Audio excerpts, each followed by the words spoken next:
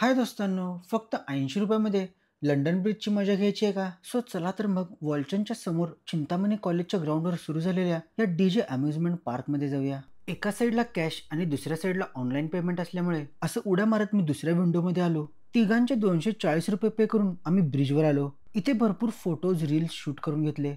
मुद्दामच लवकर आलो होतो, जेणेकरून गर्दी कमी भेटेल आणि आम्हाला शूट करायला भरपूर टाइम आणि स्पेस भेटेल. आपण करत असलेल्या हरकतांवर नजर ठेवण्यासाठी यांनी सीसीटीव्ही बसवलेत.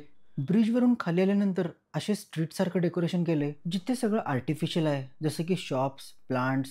याच रोडने थोडंसं पुढं जाऊन यू टर्न घेतल्यानंतर असं पॅलेससारखं डेकोरेशन आहे, जिथं बसल्यानंतर फोटोज घेताना असं वाटतंय की आपण पॅलेसमध्येच बसलोय.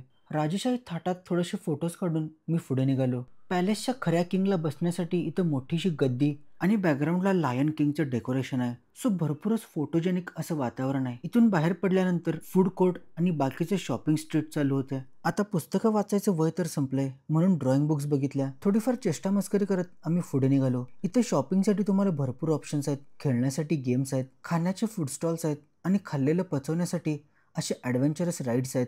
सो तुमची फेवरेट राईड कोणती आहे मला कमेंटमध्ये नक्की सांगा आणि नक्की एकदा व्हिजिट करा. फिरून फिरून भरपूर दमलो होतो, म्हणून बाहेर आल्यानंतर दार्जिलिंग मोमोज येथील मोमोज खाऊन घरी परतलो. तुम्हाला हा माझा मिनी व्लॉग कसा वाटला जरूर कमेंटमध्ये सांगा. थँक्यू.